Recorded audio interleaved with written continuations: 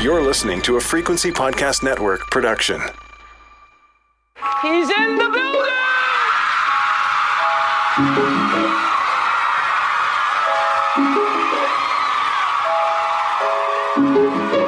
Drink the moment. Drink it. I said, empty your mind. Coquettish and coy. Ow. Ow. What? And there's people that are dying. Wickedly talented. More than great. It was historic. Crack is world. Oh, good for you. I have to apologize. One of the hottest. Welcome back to The Reheat, a podcast that re-examines the hottest celebrity news and scandals of yesteryear and asks, how would we react to the same events if they transpired today? I'm your co-host, Sarah Sahagian. And I'm Sadaf, your other co-host. And in today's episode, we are going to dive deep into the unrelenting saga that is one Mel Gibson, an actor who made a major name for himself in Hollywood in the 80s and 90s, despite endlessly problematic and offensive behavior that began right around the time his career did. This is an actor who has been antisemitic, homophobic, sexist. He's pretty much like the EGOT of being an asshole, and yet has never had to face quote-unquote cancellation, which goes to show so-called cancel culture does not have the power a lot of you think it does. Sorry. Sarah, can you believe Mel Gibson is still very much a thing in 2022? No, why the hell does Jodie Foster still like him? That's, I think, one of the great mysteries of the world. No, why the hell does this man still have a platform anywhere? And I love Jodie, so that is just devastating to know. Well, let's start at the beginning, shall we? So Mel was born in New York to Irish parents and spent much of his youth growing up in Australia. He did a lot of stage work in his early career, but once he hit the screen, he hit it big. Critics said he reminded them of everyone from Steve McQueen to Clark Gable to Humphrey Bogart. I mean, these are big names. But that's how strong his star power and charm was. It's just a fact. His career took off relatively quickly. He started Mad Max, The Year of Living Dangerously, Lethal Weapon, its sequels, Maverick, The Patriot, What Women Want, my personal very problematic favorite, Signs. And for over 2 decades, he was a full-fledged movie star, incredibly bankable, with most of his movies in that era pulling in $100 million or more domestically.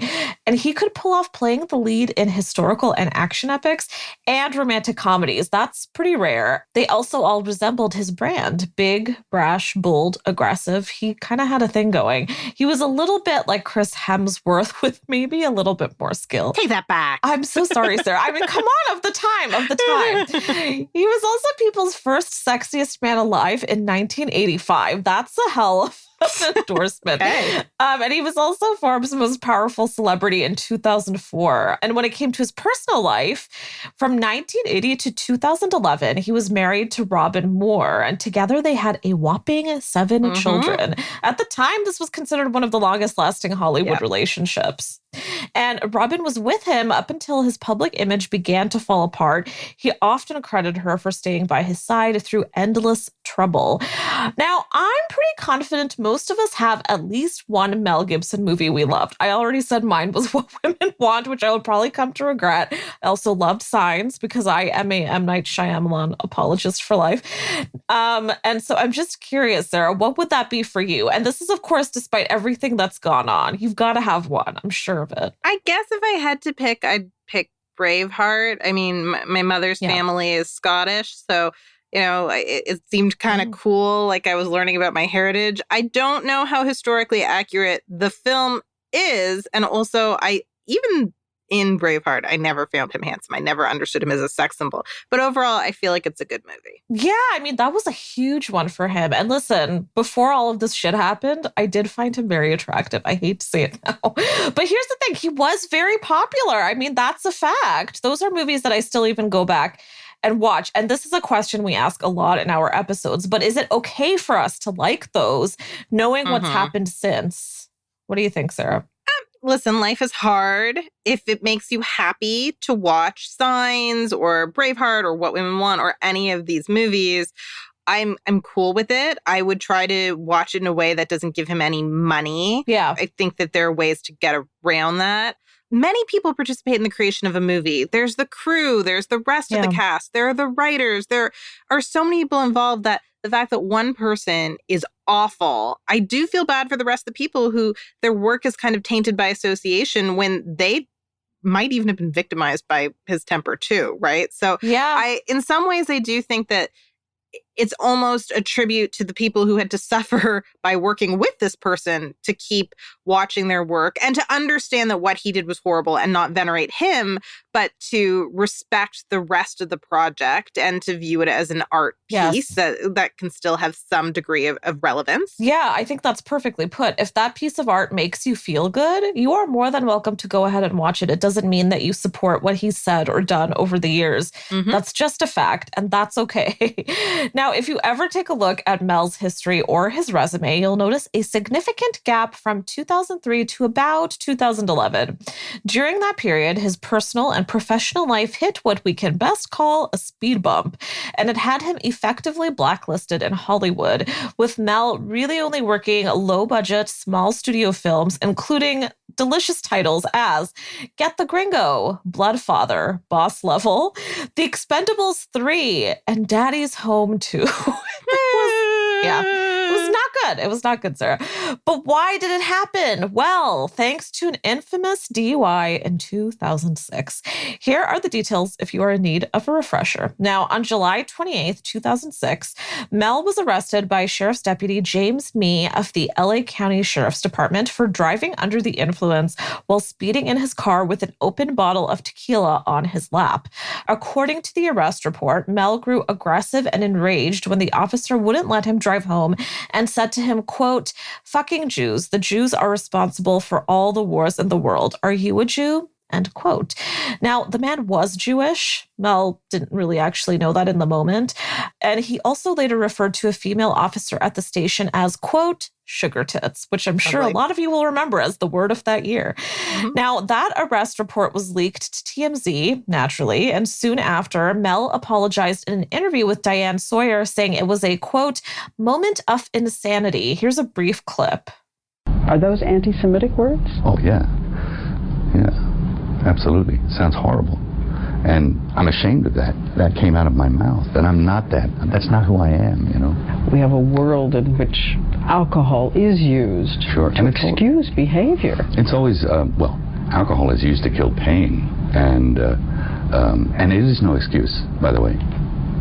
It's not a good enough excuse. If the police officer had been black... Maybe. I don't know. What would you have said? Who knows?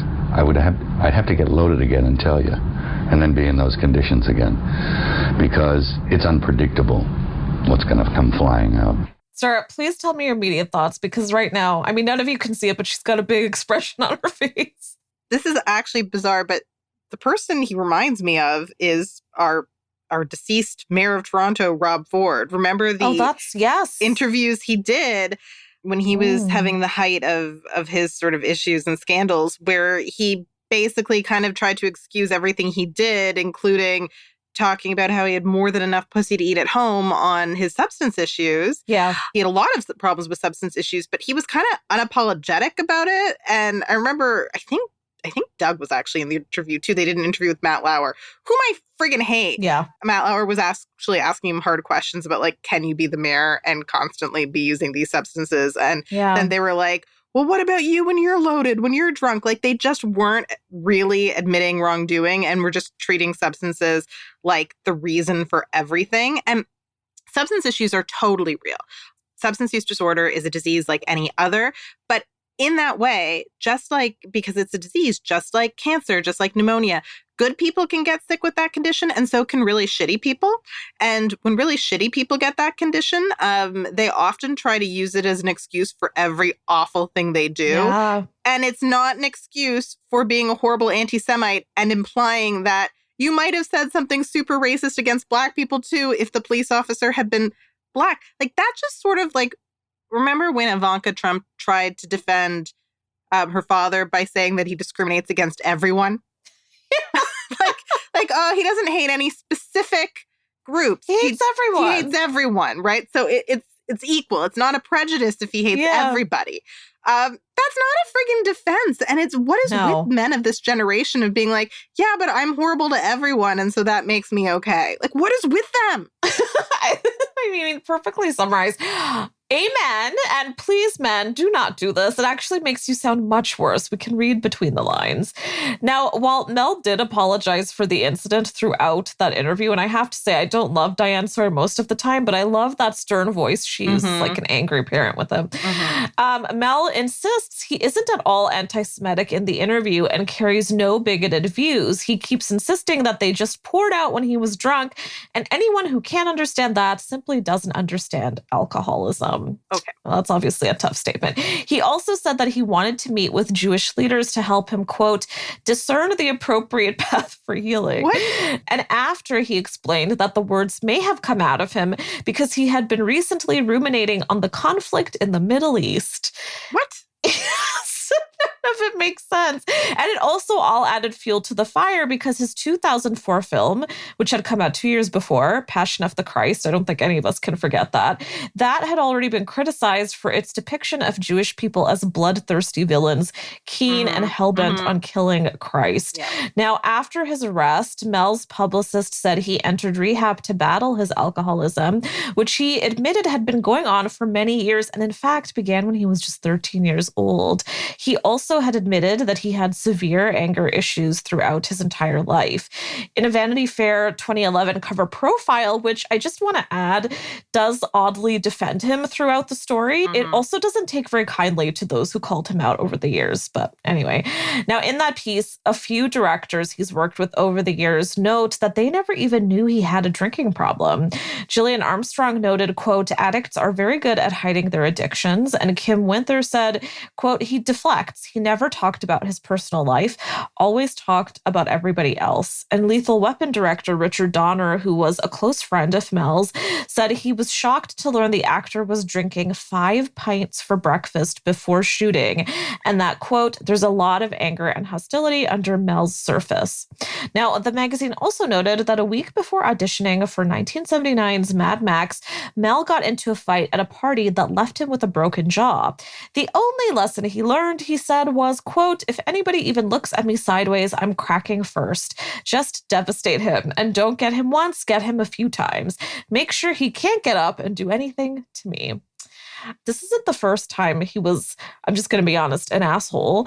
If we go all the way back to the 90s, he'd made homophobic remarks to a Spanish newspaper, and he was actually also accused of homophobia with Braveheart, which featured a character who a lot of people considered to be an archetypal, sort of stereotypical gay character and was offensively flamboyant. It was criticism that didn't really explode, but it was there. And for that movie, he actually won Oscars for Best Director and Best Picture. He excused the first for being a drunken faux pas and didn't comment on the second. Why has all of this shit that he's said been so easily brushed under the rug? It's surprising to me that these people he worked with never noticed these things, or at least claimed to. And I wonder, is everybody purposely turning a blind eye, or did they really not notice? Oh, I think it's, an informal conspiracy of silence. Like, it's like with Harvey Weinstein. Yeah. Okay.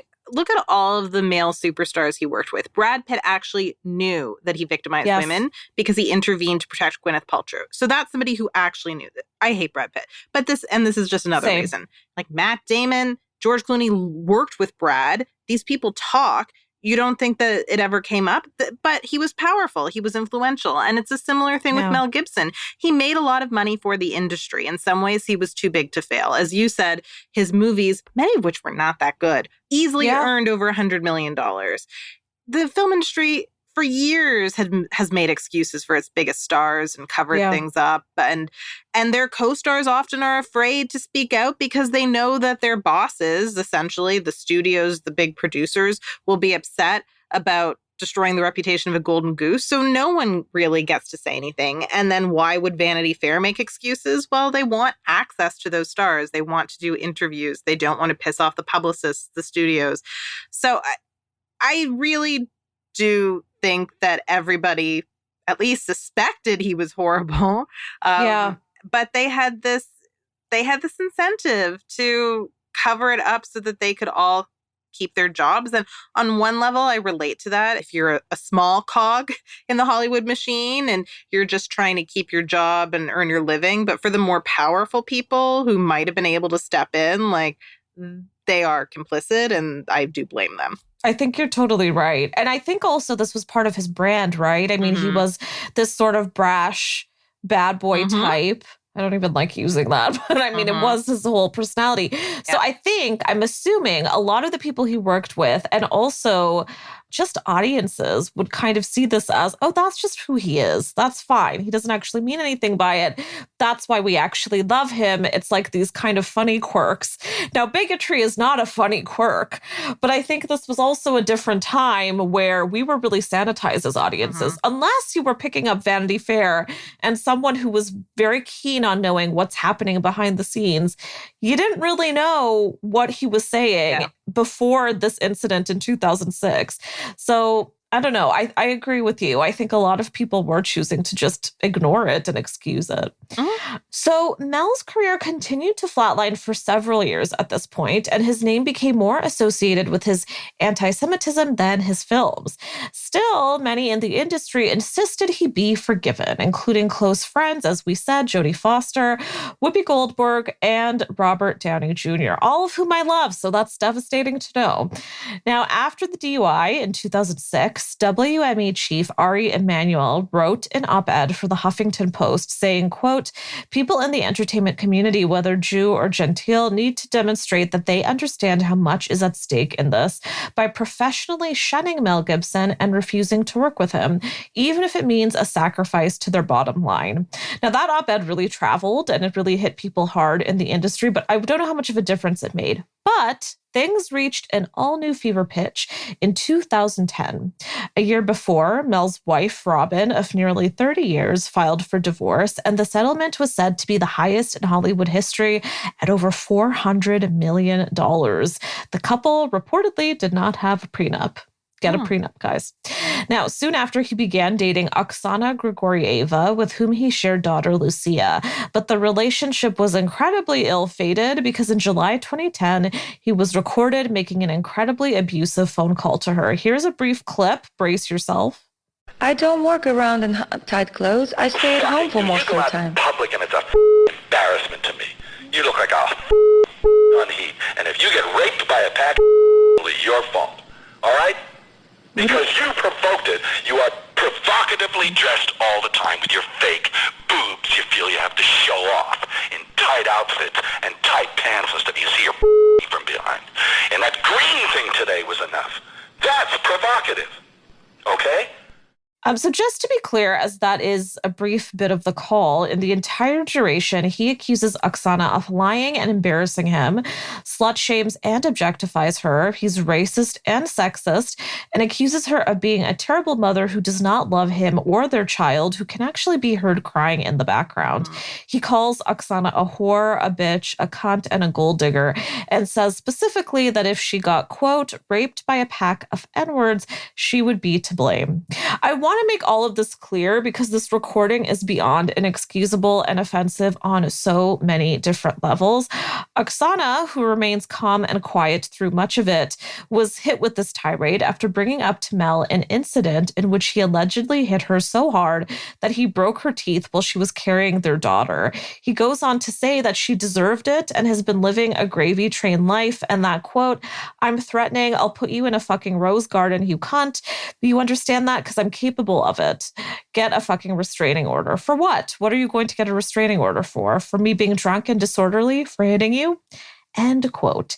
Despite there being evidence of him admitting to this very incident in this very phone call, and Oksana saying that it wasn't the only time he was physically abusive toward her, Mel later pleaded no contest to a misdemeanor battery charge and only served probation, court-ordered counseling, and paid $600 in fines. Oksana also got a restraining order against him to protect herself and her daughter, and in retaliation, he got one against her. Needless to say, they split. Sarah, how the hell did he get away with this? It's disgusting. Like, this is completely inexcusable behavior. You are abusing your wife. Like, obviously, the anti-Semitic and racist and horrible things he's said before are inexcusable as well. Like, I'm not trying to say that the only thing that matters is hitting someone, because you can hurt people and communities of people with your words. But this is like, he physically wounded somebody while she was carrying a baby, so he could have hurt the baby too. And this is supposed to be someone he loves. This is supposed to be his partner. Like, don't think he loves her at all.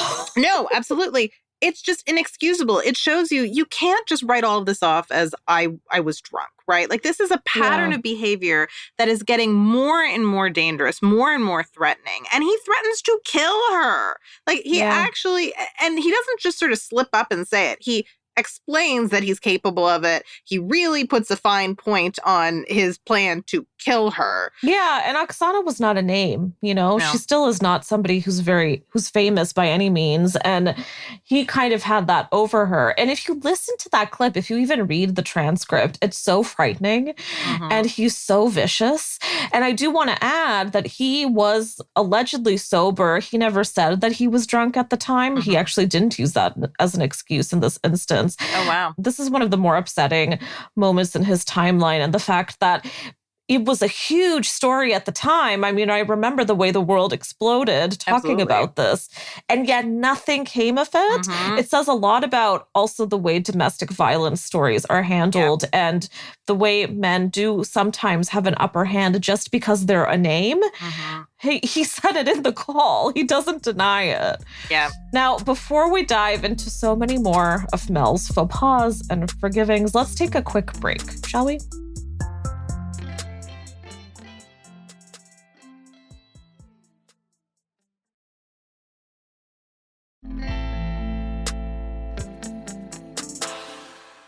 After this incident with Oksana, Mel was dropped by his agency, William Morris Endeavor, and in an interview with Deadline in hopes of repairing the PR mess, Mel said, quote, "I've never treated anyone badly or in a discriminatory way based on their gender, race, religion, or sexuality, period.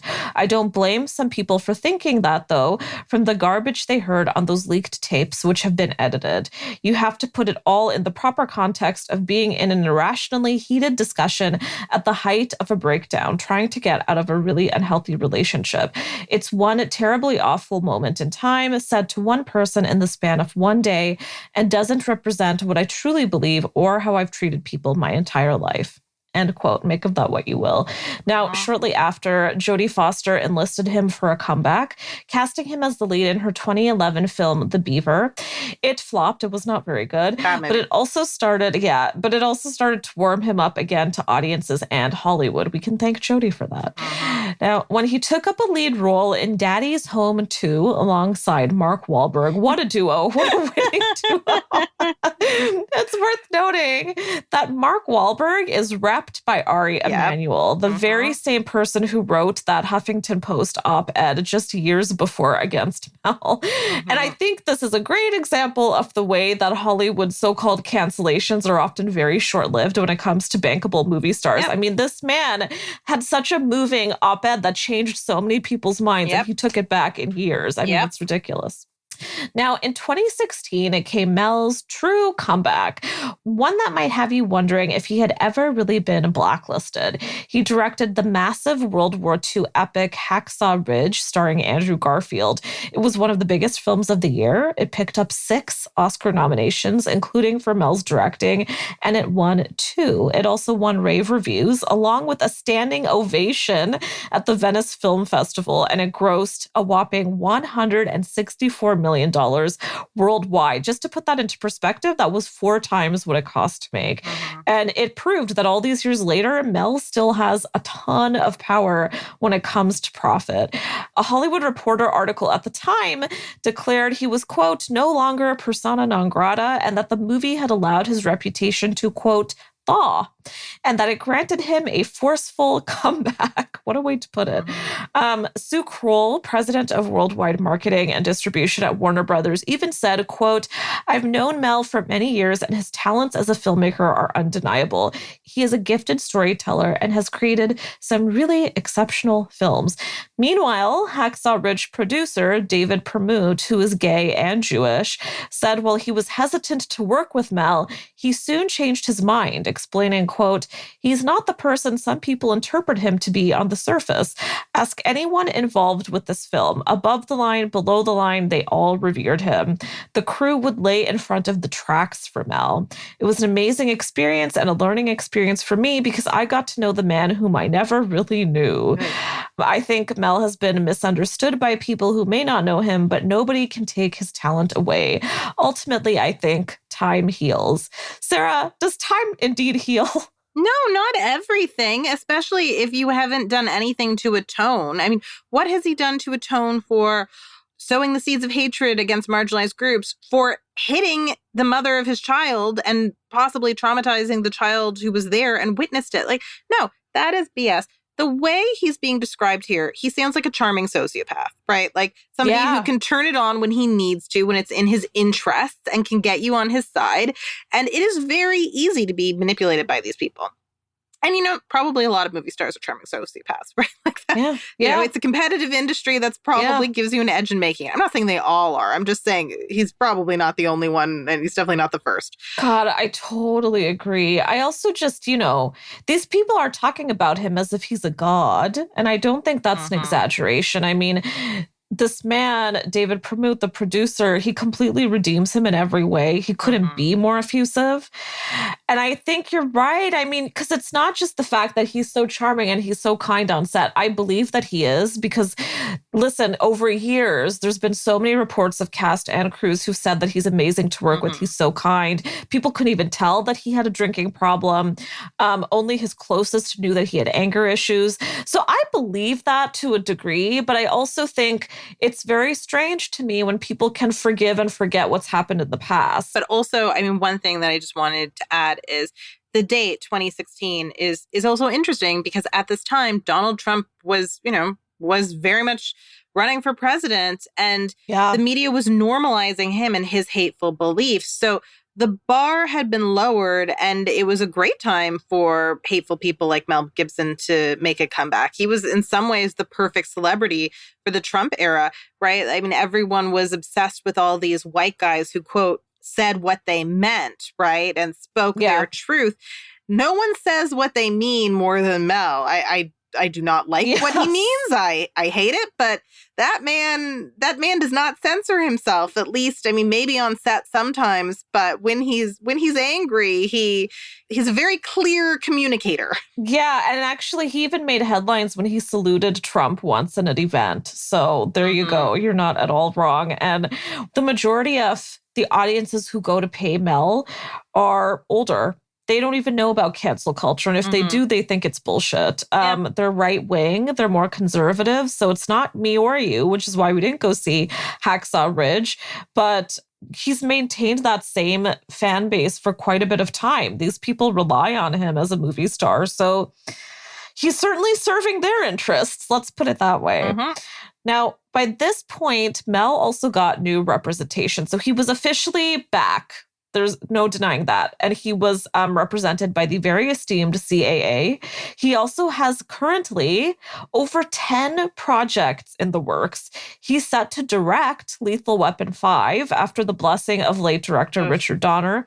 He's working away on a sequel to The Passion of the Christ. I don't know who wants that. What? How do you have a sequel to that? What? I don't want a sequel to that would possibly be. What happens in the sequel?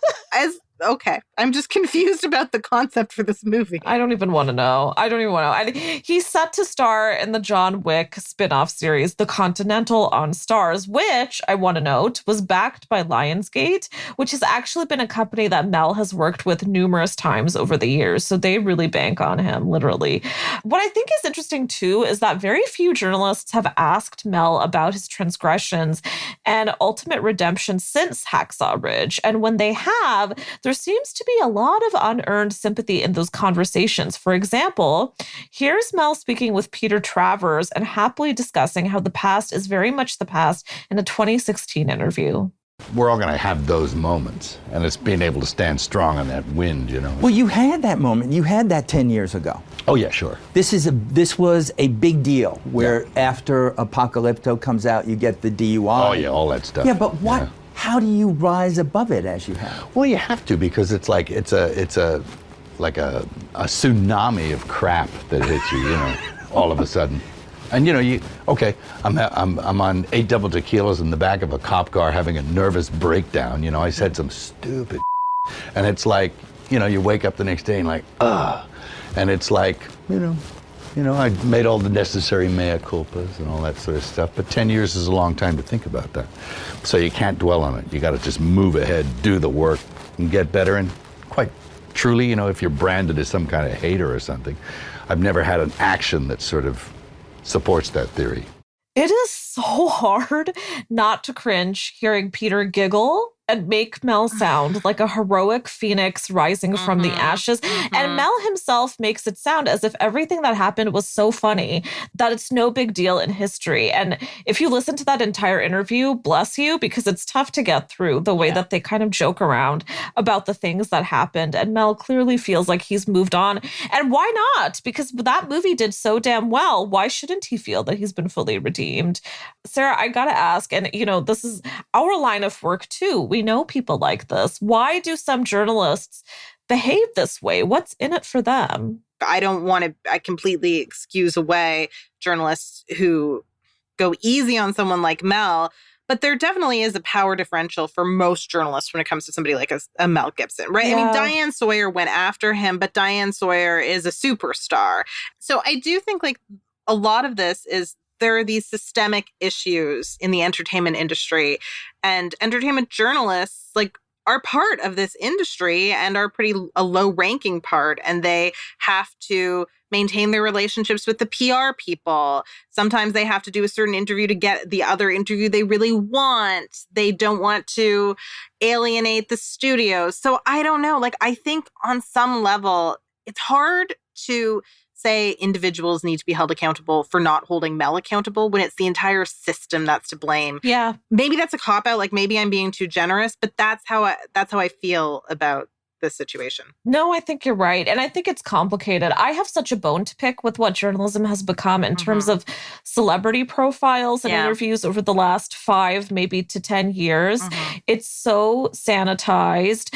There's such a distance between the subject and the interviewer. And that's because we just don't have the access that we used to have. And that's because celebrities are way more keen now on protecting their image in this social media age where there is so much of them. But it's not to the value of the journalist, it's not to the value of the reader, because we're not actually learning anything. We're not getting anything out of these conversations. I learned nothing from that one, except that, okay, maybe it's time to forgive Mel. And that's not something that I can accept as somebody who is reading all of this and taking it in. And I do hope that journalists individually will take that into consideration when they interview celebrities who have these checkered pasts. If you're going to go into this, think about it for a second. Ask some deeper questions. There's no harm in that, because if you got a little bit of access, finally, fucking use it. Don't throw it away. Now, over the years, Mel does become a reignited issue when someone reminds us what happened, particularly whenever he has a new project coming out. One of the biggest moments was in 2020 when his film Force of Nature was coming out. At the time, Winona Ryder spoke up about a moment in the 90s when she remembered Mel making antisemitic and homophobic comments to her in a conversation. In that conversation, he called her a, quote, oven dodger. Oh my God. Yeah. And that's in reference to the Holocaust. He denied this and called her a liar. But here's the thing. She had actually discussed this exact moment years before, almost a decade before, in a magazine interview. And it was never made a big deal back then, all of which suggests it's only as we get more socially conscious year by year and after movements like Me Too and BLM that we have better, louder conversations about people like Mel and why they no longer deserve a platform. And in response to Winona's comment in 2020, Jonathan Greenblatt, CEO of the Anti-Defamation League, tweeted, quote, Winona's account is another example of Mel's disgusting anti-Semitism and homophobia. But it's not just about hate. The same white male privilege and power that props up a bigot like Gibson also safeguards a system that holds back so many talented, diverse artists. Yeah. That's a great point. In December 2021, just over a month ago, Mel became a subject once more when Jewish actor Josh Malina, who you'll know from Scandal and The West Wing, wrote a wonderful op-ed in The Atlantic titled "Cancel Mel Gibson. Why is Hollywood still hiring this raging anti-Semite?" In it, he writes, quote, "Gibson is a well-known Jew hater. Anti-Semite is too mild. His prejudices are well documented. So my question is, what does a guy have to do these days to get put on Hollywood's no-fly list? I'm a character actor. I tend to take the jobs that come my way. But, and this hurts to write, you couldn't pay me enough to work with Mel Gibson. If he can continue to find big bucks and approbation in Hollywood, cancel culture simply does not exist." End quote. Now, in the piece, Josh notes that Jews were the victims in more than 50% of religious-based hate crimes last year in the U.S. And I want to add here that according to Statistics Canada, police reported hate crimes against Jewish people accounted for the highest number of religion-based hate crime in Canada in 2020. So it's not that different. Josh goes on to write, quote, "The fact that this doesn't seem to bother Warner Brothers executives makes me wonder if, to them, Jews don't count." And he's paraphrasing something that the comic David Baddiel said years before in a book of the same name. He adds, Baddiel, a British Jew, argues that polite society treats anti-Semitism as a semi-acceptable form of prejudice, end quote. And I also want to add here that over the years, after all his scandals, Mel has always been described as a great person to work with by pretty much everybody he's worked with. And at the same time, people have said he has an anger problem, that he's ultra-conservative to a fault. And this is the same person, by the way, who said to Playboy in 1995 that women should not become priests because, quote, "men and women are just different. They're not equal." When the interviewer asked for an example of the difference between men and women, Mel elaborated, saying, quote, "I had a female business partner once. Didn't work. She was a cunt."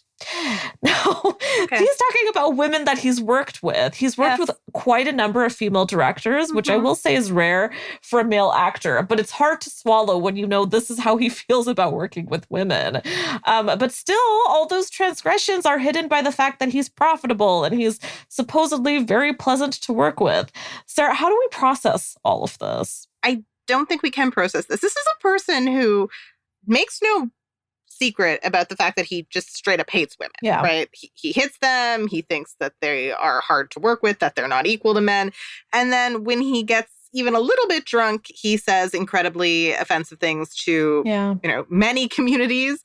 He says anti-Semitic things. He's homophobic. So I just feel like even when he's at his best, when he's giving this interview and he's in a professional setting, he's so misogynistic that I really believe he means the other things he says when he's drunk. And I don't think we should be forgiving this person. And I think anybody who's going to knock the teeth out of their partner while that person is holding their daughter, I'm not saying it's impossible to rehabilitate such a person, but he hasn't been rehabilitated at all. I see no real evidence that he's actually done the work. I mean, in that interview, you played the clip of, he talked about doing the work. What did that mean? Like the work with a PR strategist or the work with a therapist? What he needed was the latter, but I feel like he may have just done the former. Yeah, or just release a statement, which is what celebrities do all the time. They don't actually do anything. They just say they're going to do it because it's lip service. And, one of my favorite points that Josh makes, and I think he's one of the first to say this about Mel, or really in general, is that anti-Semitism is the type of hate that gets the least attention, in Hollywood at least. And, one of the other things that really strikes me is that you have a Jewish actress like Winona Ryder, who is a very big name, who spoke up about this. Maybe one of the most inflammatory comments that Mel has ever made. I don't even think we need to say it's alleged. We can throw that in there. But why don't her and Josh Malina's words hold as much weight as someone like Jodie Foster's? I don't think it's even that people don't believe what she said was true. I think it's that they don't care. I think it's kind of like Brett Kavanaugh and Christine Blasey Ford. Even the Republicans in the House, a lot of them believed her that she'd been attacked by someone, but they just didn't really care. Like, they didn't feel like that made Brett Kavanaugh a bad Supreme Court justice nominee. And I think that that's true in Hollywood too. Like, across industries, people don't really care about what happens to women. And they also are very tolerant of anti-Semitism. You know, Winona had her own shitty experiences in Hollywood, future episode. But yeah, I mean, it's also a thing that Mel is of a certain generation of movie star. And we talk about this a lot, that movie stars don't really exist the way they used to since that generation. And Jodie Foster, Whoopi Goldberg, Robert Downey Jr., his biggest supporters are of that era. And I think they will always hold more weight in the public eye because they just happen to be more popular and more famous and more people know who they are. And that widens their own fan base. And again, as you said, it's the most bankable people who hold the most weight in Hollywood. So while Winona Ryder didn't come too much after them, and she is a movie star in her own right, as you said, she's kind of had her own shit to deal with, and people have already written her off for years. So it's unfortunate when you think about who gets credibility and then how they decide to use that credibility and who they decide to lift up. Yeah. And this brings us to our final segment, Hindsight is 2022, where we choose the one moment that we might have handled differently if we were the subject of this story. I shouldn't have done that. Sarah, what would that be for you? Well, if I were Andrew Garfield, I don't know why I would have made Hacksaw Ridge. I still wonder that. I was reflecting on it, and I understand for actors who are coming up why they would do something like that, but he was already Spider-Man. He'd worked with lots of directors. Lots of directors wanted to work with him. He didn't need to do this. He didn't need to do it for the money or for the notoriety. So, Andrew Garfield develop some standards, like some basic human decency. He's also a younger person. He's not a person of that generation. I don't think there's an excuse for what Jodie Foster did. I actually respect her a lot less because of her association with Mel Gibson, and I can't get over that. But she at least has the excuse of being older. I mean, Andrew Garfield, come on, just read a friggin' newspaper. Yeah, but he did get an Oscar nomination for Hacksaw Ridge. I know. So. I know. But what the hell? Also, the Academy, what the hell are all, they. Also, the Academy is fucked. Thinking. I mean, they've been, that's been a mess for ages. That's also a whole other episode. But God, I agree with you. Andrew Garfield is in our generation. He knows exactly what the hell happened. None of us can forget those big moments, the phone calls, the DUI. Those are things everybody remembers. My parents know those moments. They were that big. Yeah. So I don't know. It's tough. I think that's the other thing. When an actor is presented with this quote unquote big opportunity and has the potential for an Oscar, they're not going to say no because their personal profit ends up being bigger than the overall situation. And he knew. I mean, Warner Brothers signed on. If Warner Brothers is saying it's okay, why can't Andrew Garfield then say it's okay? That's a rhetorical question. Yeah. Now, I personally wish that all the journalists who were given time with Mel during each major project had the balls to poke him on each of his scandals and made them the subjects, not cute bonus points, as we discussed earlier. Because when media tells us we can accept this person, we tend to believe it. But we need to be reminded of everything that goes as far back as the 90s. Because part of the reason Mel has been redeemed is because he rarely apologizes. In case anyone has not noticed this, he just never does it. And when he does do it, he spends the rest of the time insisting he is the victim in some way. He's kind of an expert at this. It's also well known that he tends to bring an assistant along to run interference during interviews if he doesn't like how they're going. And in my opinion, if you're a journalist who runs into this and he refuses to answer questions, you should just refuse the interview. You know, you don't have to interview Mel Gibson. He doesn't have to get more clicks and headlines. And you're giving him attention by doing that. I really think it's that simple. I think we are part of the problem as movie-going audiences, but also as journalists. And we're always going to say this. We all need to face that. There's a part of that in there too. I will probably never watch What Women Want Again, though I can say that. Now, that final note brings us to the end of this episode. Now, if you want to hear more from me, you can find me on Twitter at _Sadafasan. Sarah, where can our listeners find you? So, listeners can find me at Sarah Sahakian. And if you liked this podcast, please rate, review, and subscribe so other listeners can find us too. Thanks for listening.